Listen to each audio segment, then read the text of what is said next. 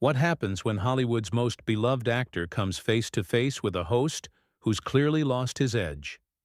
You won't believe what unfolds when Michael B. Jordan sits down for what was supposed to be a routine promotional interview, only to find himself in the crosshairs of a host determined to tear him down.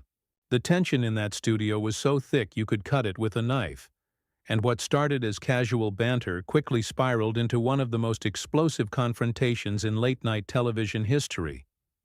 Before we get into this incredible story, make sure you hit that subscribe button and drop a comment below because you're not going to believe what unfolds. This is breaking news from last night's taping that has the entire entertainment industry buzzing.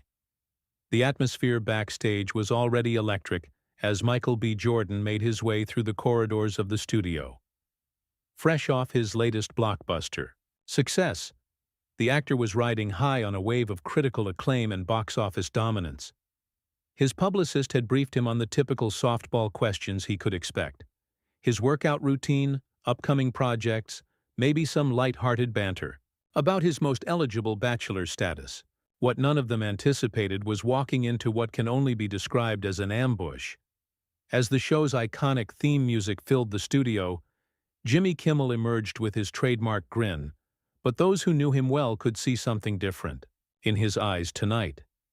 The ratings had been slipping for months, and whispers around Hollywood suggested that network executives were growing increasingly impatient with his performance.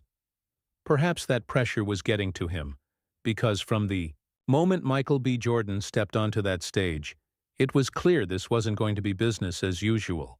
"Ladies and gentlemen, Michael B. Jordan," Kimmel announced, his voice carrying just a hint too much enthusiasm, the kind that seasoned talk show viewers recognize as forced. The audience erupted in cheers as Jordan, looking impeccable in a tailored Navy suit, waved and took his seat. The initial pleasantries seemed normal enough: compliments on his latest film, jokes about his rigorous fitness regimen, the usual celebrity interview fare that audiences had come to expect. But then something shifted.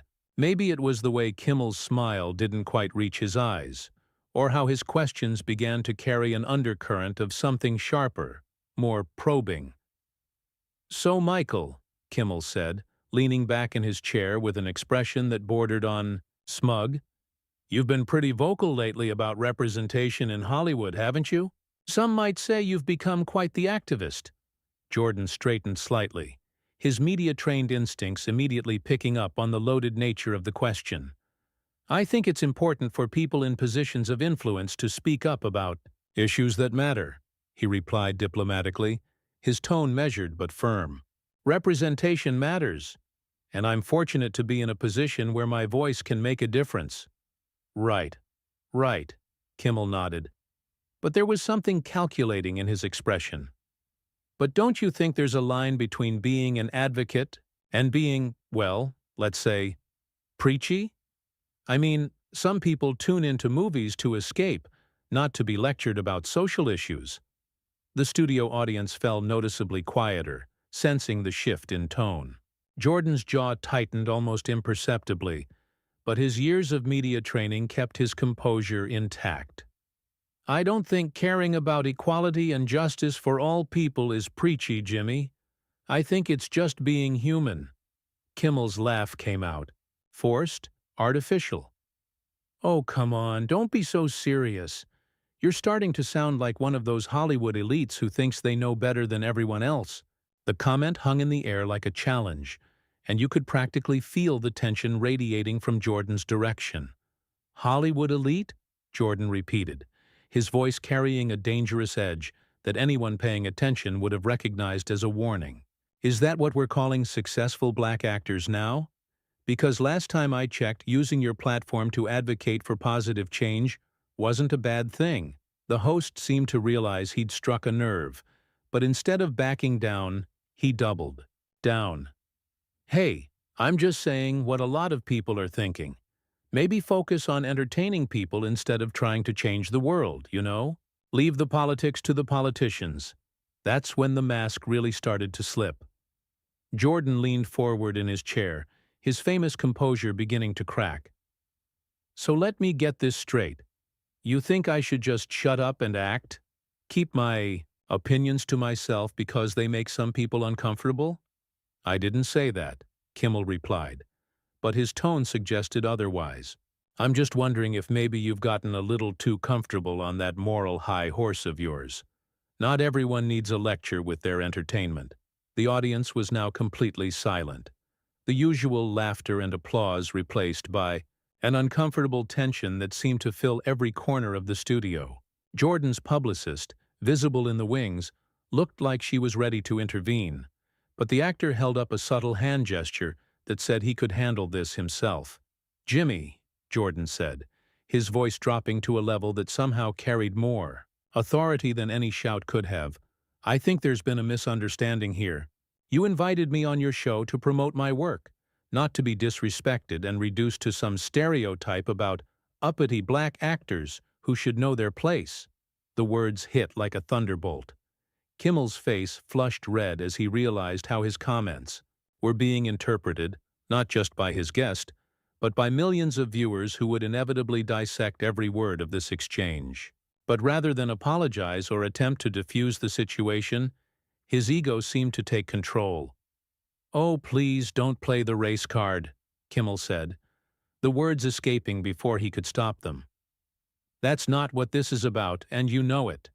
This is about celebrities who think their opinions matter more than everyone else's." The studio went dead silent. Even the camera operators seemed to freeze, unsure if they should keep rolling.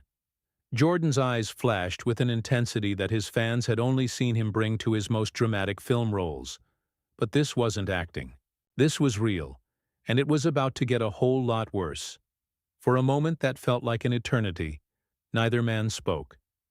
The only sound was the subtle hum of studio equipment, and the collective held breath of an audience that had just witnessed something cross a line that couldn't be uncrossed.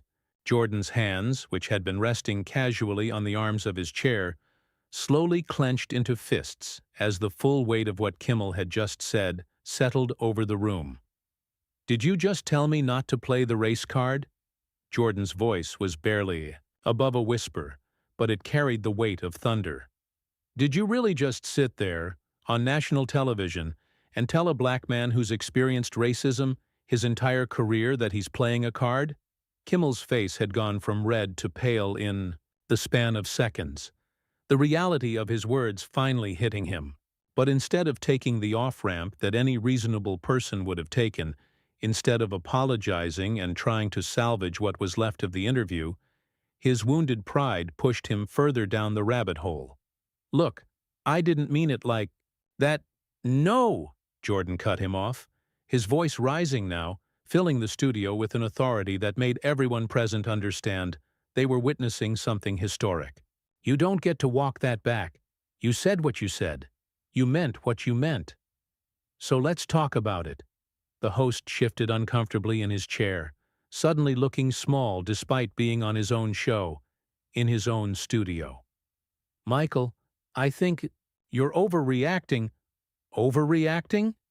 Jordan stood up slowly, and the simple act sent a ripple of tension through the entire studio. "Jimmy, do you have any idea what it's like to be one of the few people who look like me in rooms full of executives? Do you know what it's like to fight for roles that aren't just the best friend or the criminal? Do you understand the responsibility that comes with success when you know you're representing more than just yourself?" Kimmel tried to regain control of his show, gesturing for Jordan to sit back down. Okay, let's just take it down a notch here." "No, we're not taking anything down," Jordan fired back, his composure finally cracking completely. "You wanted to have this conversation, so let's have it. You think I'm preaching? You think I'm on some moral high horse? Let me tell you what's really happening here." The audience was transfixed, some people pulling out their phones despite the no-recording policy, sensing that they were witnessing television history in the making. In the wings, producers were frantically whispering into their headsets, unsure whether to cut to commercial or let this explosive moment play out. "You invited me here tonight because my movie is #1 at the box office," Jordan continued, his voice gaining strength with each word. You wanted the ratings bump that comes with having me on your show. But the moment I dare to have opinions about something that matters, suddenly I'm the problem? Suddenly I'm the one who needs to stay in my lane." Kimmel tried to interrupt. I'm not finished," Jordan's voice boomed through the studio, and the host actually flinched. "You want to know what's really happening here? You're threatened. Your ratings are tanking, your relevance is slipping, and instead of looking in the mirror, you're trying to tear down someone who's actually using their platform for good." The color drained completely from Kimmel's face as Jordan hit him where it hurt most. His professional insecurities, his declining influence, the whispers around Hollywood that his time was up. "Now wait just a minute." "No, you wait," Jordan shot back, pointing a finger directly at the host. "You sit there night after night making jokes about everyone else, hiding behind your comedy, but the moment someone calls you out, you can't handle it. You want to talk about moral high horses? Look at yourself, man." The studio audience was completely silent now, some people looking genuinely uncomfortable, others on the edge of their seats. This had gone way beyond typical talk show banter. This was personal, raw, and completely unfiltered. Kimmel's voice cracked slightly as he tried to regain his composure. "I think we should move on to talking about your new movie." "Move on?" Jordan laughed, but there was no humor in it. "You think you can just insult me, dismiss my experiences, tell me I'm playing cards, and then move on like nothing happened? Like this is all just entertainment for you? Look, maybe I misspoke. Maybe." Jordan's eyebrows shot up. "Maybe you misspoke? Jimmy, you just told a black man who's worked twice as hard for everything he's achieved that he needs to shut up and entertain people. You told me I'm playing the race card when I mention racism. There's no maybe about any of this." The host was visibly sweating now, his usual confidence completely shattered. "I didn't mean to offend you." "But you did," Jordan cut him off again. "You absolutely did. And the worst part is, I don't think you even understand why. That's the problem, Jimmy. That's exactly the problem." Kimmel made one last desperate attempt to salvage the situation. "Can we just agree to disagree and—" "Agree to disagree?" Jordan's voice rose to a level that filled every corner of the studio. "About what? About whether I deserve basic respect? About whether my experiences as a black man in Hollywood are valid? About whether I have the right to use my voice for positive change?" The silence that followed was deafening. You could practically hear hearts beating in the audience as they watched one of Hollywood's biggest stars systematically dismantle a veteran talk show host on live television. Jordan stood there breathing heavily, his suit jacket slightly disheveled from the intensity of the moment. Kimmel opened his mouth to speak, but no words came out. He looked around desperately, at his band leader, at his producers in the wings, at his audience, searching for some kind of lifeline that simply wasn't there. The damage was done, and everyone in that studio knew it. "You know what the saddest part of all this is?" Jordan said, his voice now calm but filled with disappointment. "I actually used to respect you. I thought you were one of the good ones. I thought you understood what it meant to use your platform responsibly." The words hit Kimmel like physical blows, each one landing with devastating precision. His jaw worked silently as he struggled to find some response, some way to undo what had just happened. But the moment had taken on a life of its own.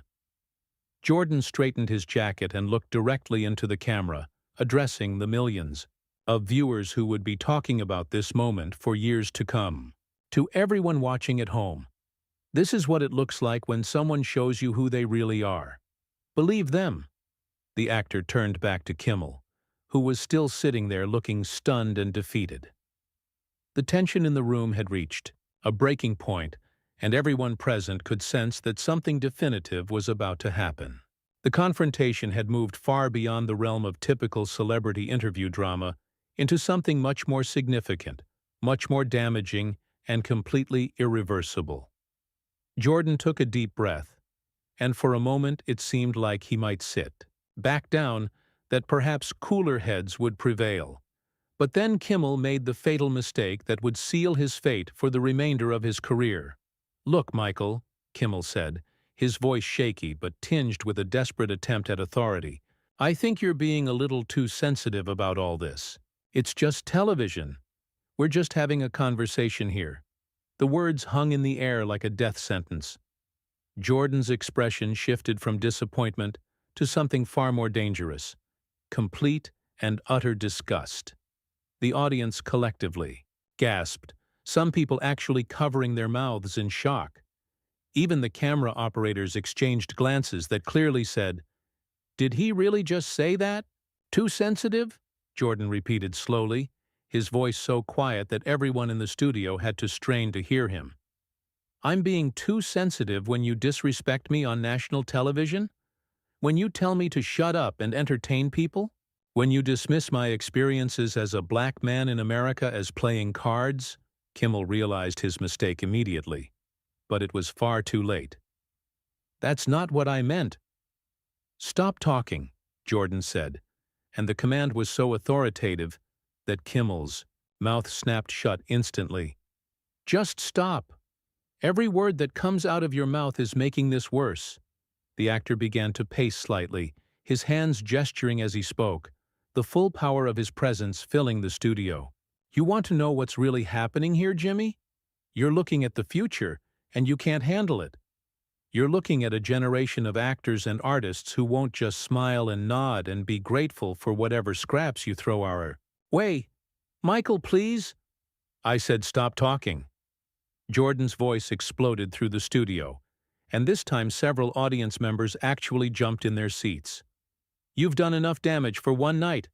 The host looked around desperately, his eyes pleading with his producers to cut to commercial, to end this nightmare somehow. But the cameras kept rolling, capturing every moment of his complete professional destruction. Jordan turned to face the audience directly, ignoring Kimmel entirely now. "You all came here tonight expecting to see a fun interview, maybe some laughs, some behind-the-scenes stories about my latest movie. Instead, you got to witness something much more important. You got to see what happens when someone finally says enough is enough." The audience was completely riveted, hanging on every word. Some people were nodding in agreement, others looked uncomfortable, but no one was looking away. This was television history unfolding in real time. For too long, people in positions like mine have been expected to just smile and be thankful, Jordan continued, his voice carrying the weight of decades of frustration. "We're supposed to be grateful for the opportunity, even when that opportunity comes with conditions, even when it means staying quiet about things that matter." He turned back to Kimmel, who was now visibly trembling. "But I'm not grateful to be here tonight, Jimmy. I'm not grateful to be disrespected on your show. I'm not grateful to be told that my voice doesn't matter unless I'm saying exactly what you want to hear." The silence in the studio was so complete that you could hear the air conditioning humming. Jordan straightened his tie and looked directly into the main camera one final time. "To everyone watching at home, to every young person who's been told to stay in their lane, to every person who's been told they're being too sensitive when they stand up for what's right, this is for you. You don't have to accept disrespect. You don't have to smile and nod when someone tries to diminish you. You have the right to walk away." And with that, Jordan turned and began walking toward the exit. But Kimmel, in a last desperate attempt to salvage something from the wreckage, called out after him, "Michael, come on, don't leave like this. We can work this out." Jordan stopped dead in his tracks. Slowly, deliberately, he turned around one final time. When he spoke, his voice was calm, measured, and absolutely final. "Jimmy, there's nothing to work out. You showed me exactly who you are tonight. You showed everyone watching exactly who you are. And I'm showing everyone exactly who I am by refusing to sit here and pretend that any of this is okay." The actor's publicist had appeared at the edge of the stage, looking pale but determined. Jordan nodded at her and began walking again, but Kimmel made one last catastrophic mistake. "This is ridiculous," he called out, his voice cracking with frustration. You're just proving my point about celebrities thinking they're better than everyone else. Jordan stopped so abruptly that the sound of his dress shoes on the studio floor echoed through the silence. When he turned around this time, his expression was one of complete disbelief. "Are you serious right now?" he asked, his voice barely controlled. "After everything that just happened, after every word you just said, you're doubling down? You're actually going to sit there and prove my point for me?" The audience was completely silent, but the tension was so thick, it was almost suffocating. Jordan shook his head slowly, a bitter smile playing at the corners of his mouth. "You know what, Jimmy? Thank you. Thank you for showing everyone exactly what we're dealing with. Thank you for making it crystal clear why these conversations are necessary. Thank you for being the perfect example of everything that's wrong with this industry." He began walking toward the exit again, but this time he kept talking as he moved, his voice carrying clearly through the studio. "This interview is over. This conversation is over. And honestly, after tonight, I think your career should be over, too." The words hit like a final nail in a coffin. Jordan reached the edge of the stage, where his publicist was waiting with his coat. As he put it on, he looked back at Kimmel one last time. "Good luck explaining this to your network executives," he said simply. And then he was gone, walking off the stage and out of the studio, leaving behind a host who looked like he'd just been hit by a truck, an audience that didn't know whether to applaud or sit in stunned silence, and a moment of television that would be replayed and analyzed for years to come. Kimmel sat alone at his desk, the studio lights still blazing, the cameras still rolling, completely at a loss for words. His mouth opened and closed several times, but no sound came out. The band leader looked at him questioningly, unsure whether to play them out to commercial or just keep filming this unprecedented meltdown. Finally, after what felt like an eternity, Kimmel managed to stammer out, "We'll be right back after these messages?" But his voice was barely a whisper, and everyone in that studio knew that nothing would ever be right again. The cameras finally cut to black, but the damage was already done. In the span of less than 20 minutes, one of Hollywood's biggest stars had systematically dismantled a veteran talk show host on live television, exposing not just personal prejudices, but an entire system of entertainment that had operated unchallenged for far too long. As the studio lights dimmed and the audience filed out in shocked silence, one thing was crystal clear. This wasn't just the end of an interview. This was the end of an era.